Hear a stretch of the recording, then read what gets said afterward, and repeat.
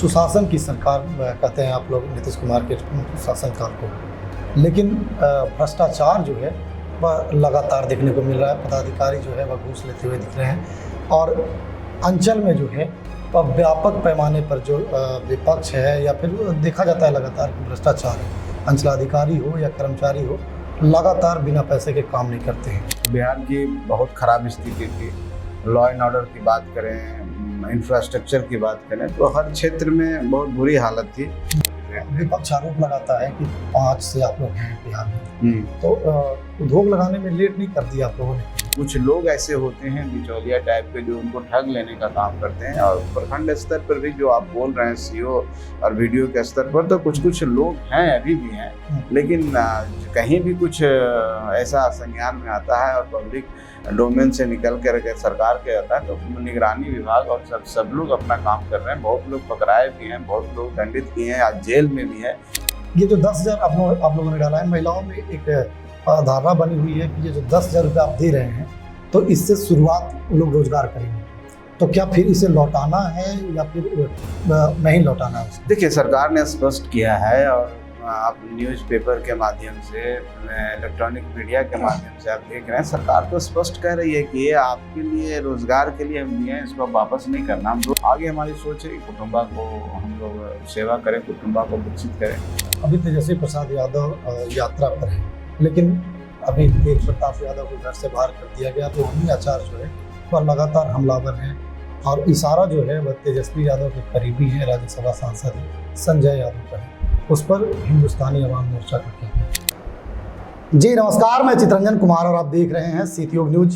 देखिए, आज हमारे स्टूडियो में खास मेहमान हैं बिहार सरकार के लघु जल संसाधन विभाग के मंत्री और हिंदुस्तानी अवाम मोर्चा सेकुलर के राष्ट्रीय अध्यक्ष और औरंगाबाद जिले के प्रभारी मंत्री संतोष कुमार सुमन जी। हम सबसे पहले सर को स्वागत करते हैं सर चैनल में। जी, आपको बहुत धन्यवाद, शुभकामना। सर, बिहार चुनावी मोड़ पर है, पार्टी के राष्ट्रीय अध्यक्ष हैं जी, और बिहार में काफ़ी अरसे से आप लोग जो हैं वह बिहार को संभाल रहे हैं। अब तक सर बिहार में क्या कुछ जो होना था जो अब तक नहीं हो पाया है, आगे का चुनाव में क्या प्लान रहेगा आप लोगों का? देखिए, बिहार में सर्वप्रथम जब हम लोग ने 2005 में टेक ओवर किया था, तो बिहार की बहुत ख़राब स्थिति थी। लॉ एंड ऑर्डर की बात करें, इंफ्रास्ट्रक्चर की बात करें, तो हर क्षेत्र में बहुत बुरी हालत थी। तो उसके बाद धीरे धीरे हम लोगों ने काम किया और इंफ्रास्ट्रक्चर क्षेत्र में बहुत ही क्रांतिकारी काम हुए, और आप देख रहे हैं कि बिजली की उपलब्धता, चाहे सड़क का गुणवत्ता और कितने फ्लाईओवर्स और बहुत सारे नए रेलवेज का विस्तार हुआ, जो ट्रैक के साथ साथ रेल लाइंस के साथ साथ रेल भी नई वंदे भारत ये सब आया।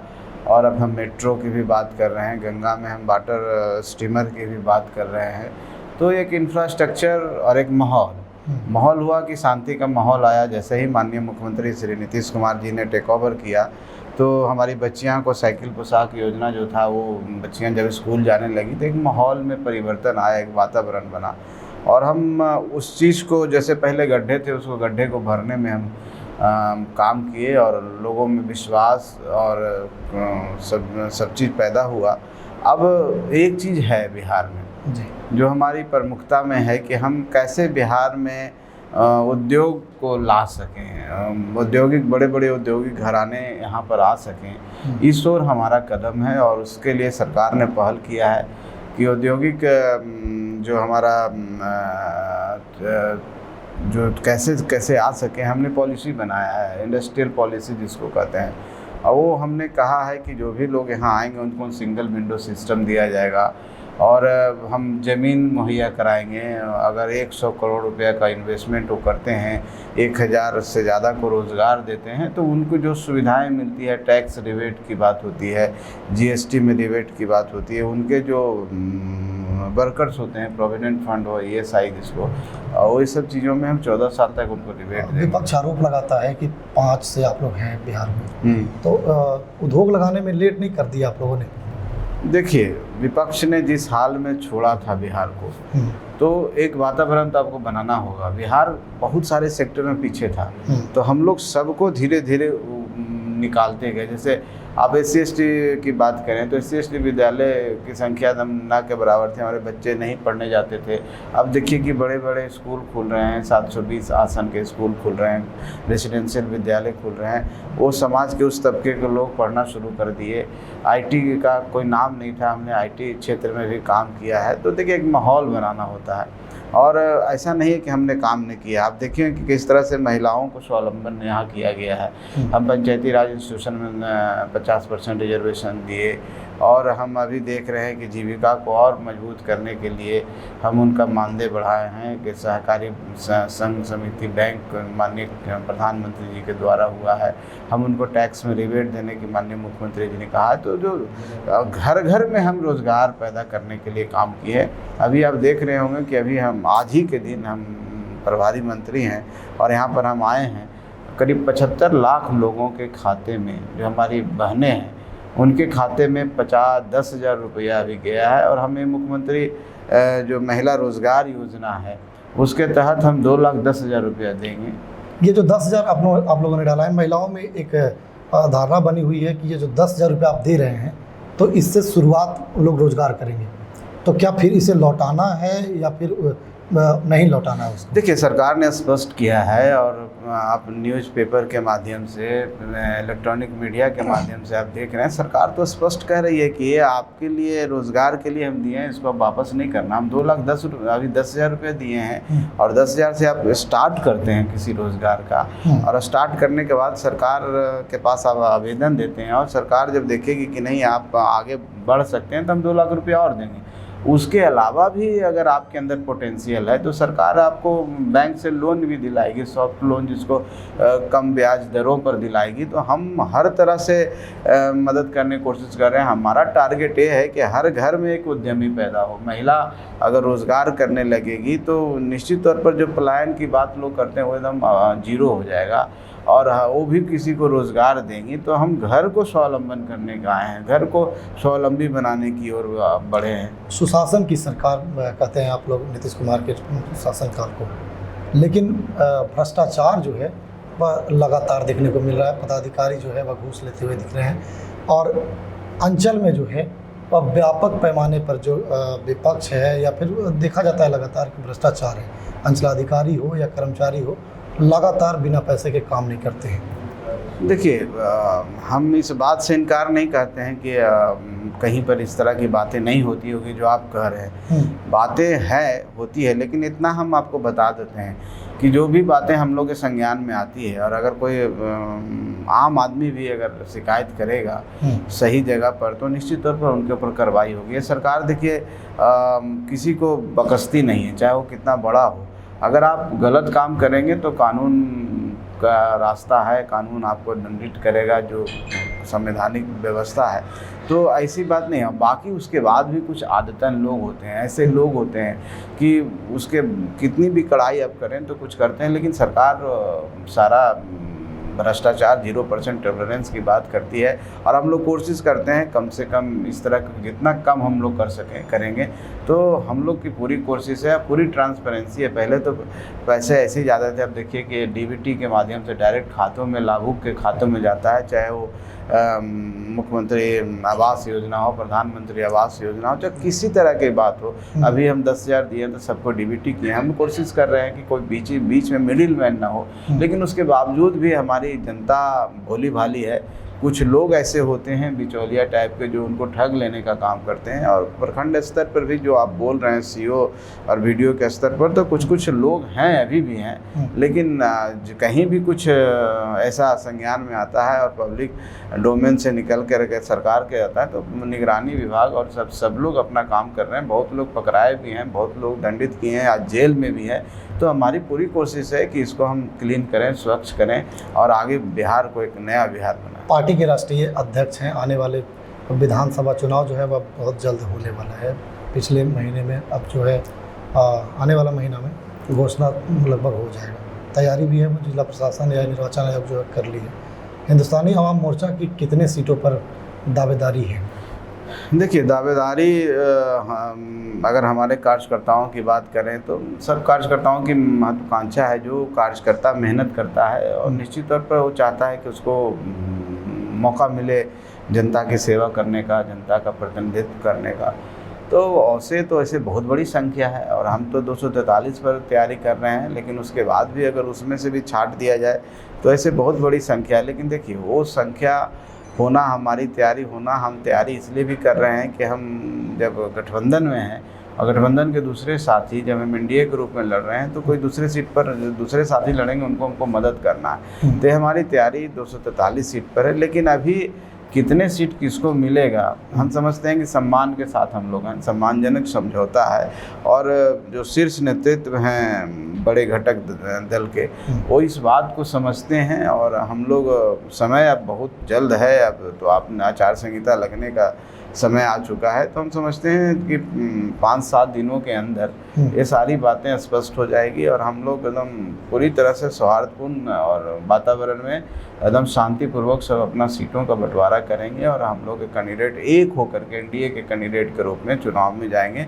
और हम लोग की यही कोशिश है कि हमारा जो स्ट्राइक रेट है 2010 का जो स्ट्राइक रेट था उससे कहीं ज़्यादा हो, 225 के आसपास में हम लोग का सीट का हम लोग चाहते हैं कि हमारी पार्टी, हमारे गठबंधन जीते।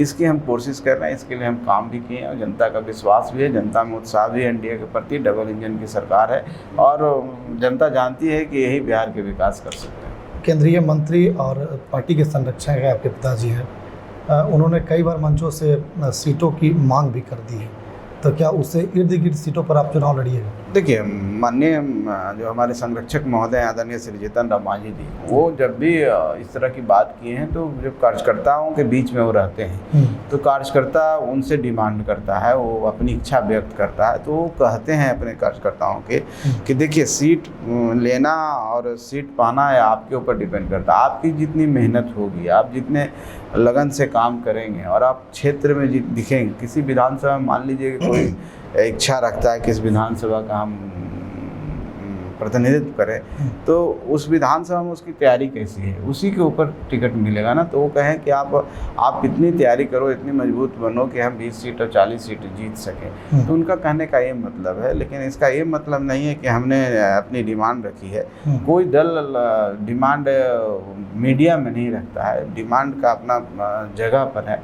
हम लोग सही जगह पर बैठ कर के बातें करेंगे, उसके बाद सब चीज़ शांतिपूर्वक होगा और सबको सम्मानजनक सीटें मिलेंगी। कौन सा वो मुद्दा होगा आने वाला विधानसभा चुनाव में जिसको लेकर के फिर से अपनी जनता के बीच में जाएंगे? देखिए, सबसे बड़ा मुद्दा तो लॉ एंड ऑर्डर का है।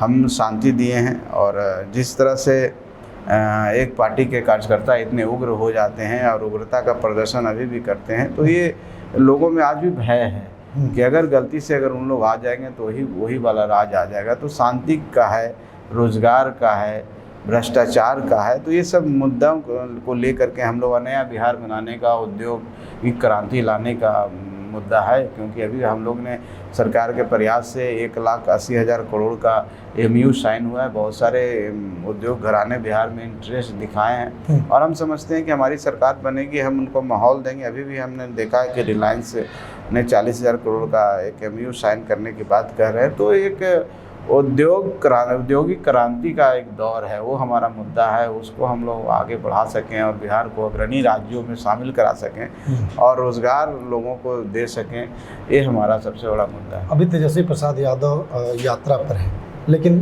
अभी तेज प्रताप यादव को घर से बाहर कर दिया गया। रोहिणी आचार्य जो है वह लगातार हमलावर हैं और इशारा जो है वह तेजस्वी यादव के करीबी हैं, राज्यसभा सांसद हैं, संजय यादव पर है। उस पर हिंदुस्तानी अवाम मोर्चा का क्या कहना है? देखिए, उनका अंदरूनी मामला है। अब जब महत्वाकांक्षा उग्र हो जाती है, महत्वाकांक्षा ज़्यादा हो जाती है, तो वो फिर इसी तरह का होता है और उसको हम स्वार्थ कह सकते हैं। महत्वाकांक्षा जब वो आगे बढ़ जाता है तो स्वार्थ में आ जाता है। तो महत्वाकांक्षा है और ये प्रतिस्पर्धा है कि वो है और मैं भी लालू जी का बेटा हूँ और वो है, चाहे मैं लालू जी की बेटी हूँ और वो उस पद पर रह सकता है तो मैं क्यों नहीं रह सकता। इस तरह की प्रतिस्पर्धा, महत्वाकांक्षा है, इस कारण से खटपट होती है और इस तरह की बातें होती है। और कोई व्यक्ति किसी के लिए काम कर रहा है, उसको आगे बढ़ा रहा है, तो उसके प्रति लोगों में इस तरह से होता है। तो मामला उनका पूरी तरह से पारिवारिक है, इंटरनल है। बाकी बहुत सारी बात हम भी नहीं जानते हैं क्या मामला। तेजस्वी जी और राहुल गांधी की यात्रा को लेकर के क्या कहें? कह रहे हैं कि यात्रा के बाद हम लोग मजबूत हुए हैं, जनता के बीच में गए हैं और जनता इस पर विश्वास उन लोगों पर जताएगी। देखिए, तेजस्वी जी और राहुल जी सिर्फ बोलते हैं और बोलने में माहिर हैं उन लोग। बाकी जनता का विश्वास क्या है नहीं है वो तो रिजल्ट बताएगा, वो तो आने वाला समय बताएगा। लेकिन हम लोग इतना जानते हैं कि उनके पास कुछ कहने को नहीं है।